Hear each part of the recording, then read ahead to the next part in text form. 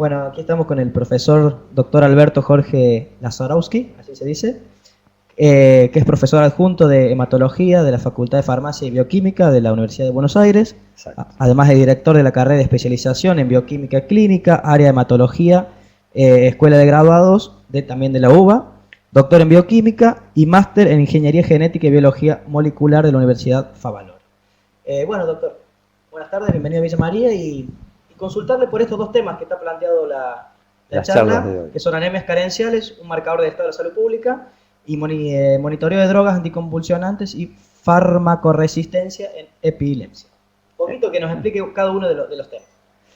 En primer lugar, el concepto de las anemias carenciales y por qué el criterio que la anemia es un marcador del estado de salud de la salud pública o del estado de enfermedad de la salud pública. Si consideramos el fenómeno de equilibrio entre salud y enfermedad y el uso de medicamentos, el primer medicamento en el mundo es el alimento. Entonces, una carencia nutricional puede ser global o puede ser específica por razones de todo tipo, por costumbres alimenticias o por incapacidad de acceso a los mejores alimentos y sustitutivos que no cumplen las funciones adecuadas, van a traer sus repercusiones en distintas etapas de la evolución de todas las especies. No hay especie de la naturaleza que sobreviva o que no tenga o intente desarrollar mecanismos para resistir a la carencia de nutrientes, en la medida que lo pueda hacer. ¿Y eso es más normal de lo que se cree? Es más anormal de lo que se cree. De normal no tiene nada. En este momento, para darte una idea, la anemia, por carencias nutricionales, por carencias nutritivas, por incapacidad de poblaciones enteras de lograr alimentos ricos en nutrientes específicos que hacen falta y que por su carencia se desarrollan anemias, afecta a alrededor de 3.000 millones de personas en este momento. No es un dato menor. ¿La mitad de la población mundial? No, pero le pegan el poste. Más aún cuando hay una expansión poblacional y hay una pelea por la seguridad nutricional o la llamada seguridad alimentaria. Y hoy el mundo se está rebanando los sesos de cómo resolver este problema. Por supuesto, la charla no va a ser una charla sobre nutrieconomía o nada por el estilo. Yo voy a hablar de mecanismos biológicos vinculados a qué nutrientes comprometen el desarrollo de la producción de glóbulos rojos y por lo tanto generan la anemia, y por qué motivos la anemia es un marcador de carencias nutricionales donde no es una patología, digamos, desarrolla una patología clínica, pero la causa es una patología social, económica y de decisiones de políticas positivas a partir de los gobiernos que no les interesa resolver el problema. No les interesa resolver el problema. Y a los que les interesa resolver el problema lo resuelven sectorialmente para los que les interesa resolver el problema, pero no para todos. ¿Y cuáles son las causas de eso? Bueno, tenemos causas biológicas y causas económicas.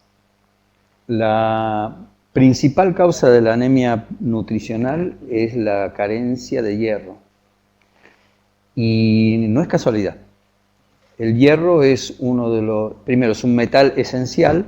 Nosotros tenemos que ingerir el hierro para producir nuestros glóbulos rojos, nuestras proteínas musculares para generar el binding del oxígeno y la respiración a nivel mitocondrial y generar la alimentación, la debida aprovechamiento energético de todas las células. Por lo tanto, seguir la ruta del oxígeno, nosotros no podemos vivir sin oxígeno, es seguir la ruta del hierro, porque el oxígeno se va a pegar al hierro y eso es lo que da el camino de toda la utilización energética que nos mantiene vivos. Ahora bien, ¿cuál es el escenario? Vivimos en una cornisa.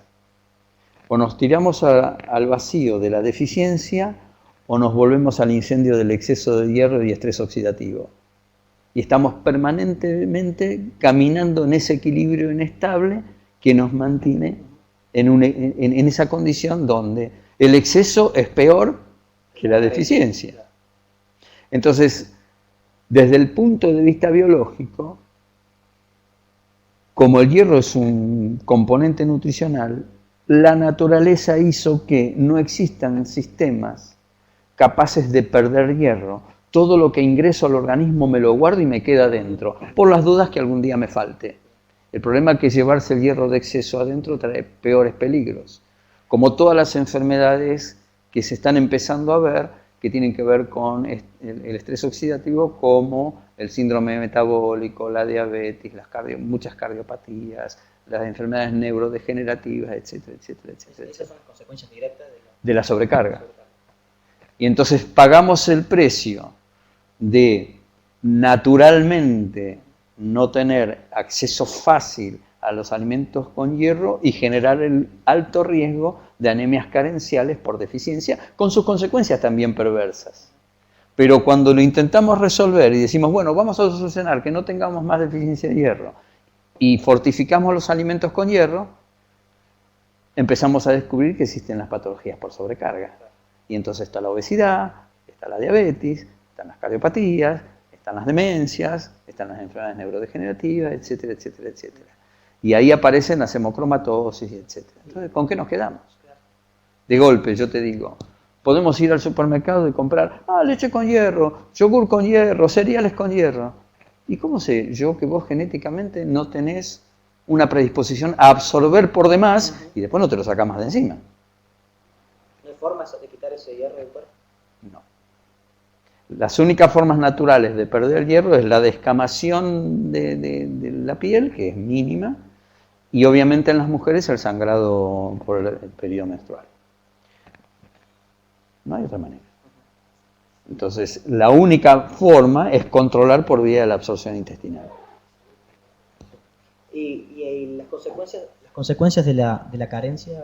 Y las consecuencias de la carencia son alta tasa de muertes en la primera etapa de la infancia, abortos tempranos, fallos madurativos en los niños, incapacidad de incorporarse luego socialmente con trastornos intelectuales y alta morbimortalidad asociado a parasitosis, infecciones, etcétera, etcétera, donde la anemia es un factor que se junta con esos riesgos y por lo tanto precipita el riesgo de muerte de esos pacientes.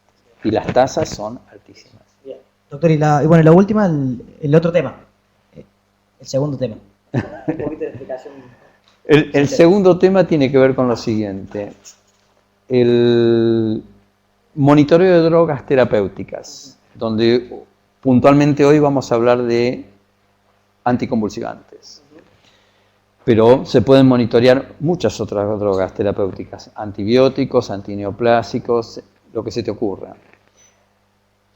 Hacer ese monitoreo, verificar cuánto de la droga que uno le da a un paciente, el paciente lo tiene circulando, permite conocer por qué unos individuos necesitan un poco más de dosis que otros, por qué otros hay que tener cuidado que se pueden intoxicar fácil, qué condiciones clínicas hacen que no se puedan vincular una droga con otra porque pone riesgos de determinado tipo, o hábitos alimentarios que hay que ver cómo se combinan porque eso va inmediatamente a impactar en la dosis que das, su eficiencia o su ineficiencia, la cantidad de droga que va a circular y de esa cantidad de droga que va a circular, la pequeña fracción que tiene que llegar al sitio donde tiene que actuar.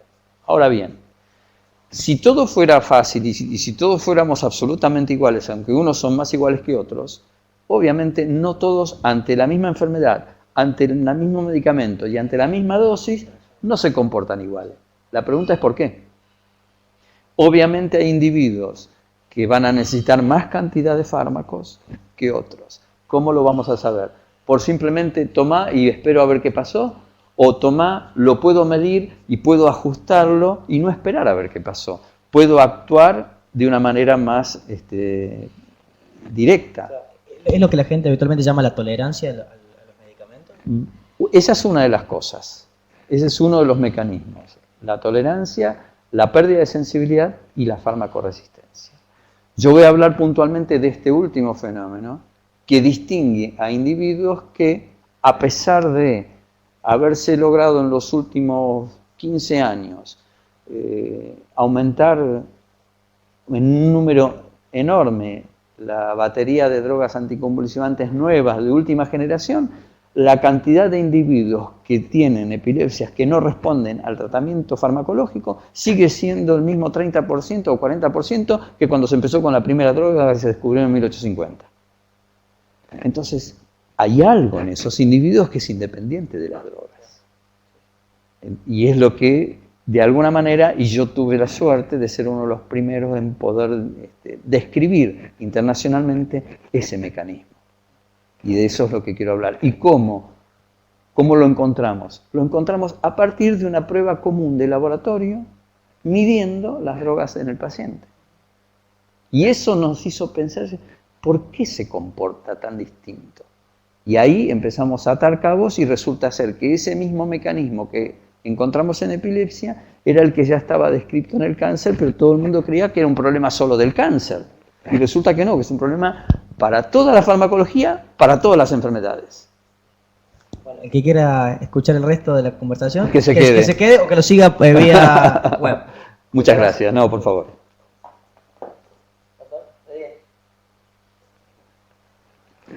Un placer. Muchas gracias, un gusto. ¿Se entendió? Perfecto, bien, lo seguí bien, ¿eh?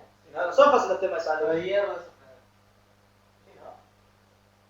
Y pensalo así, cualquier cosa roja que veas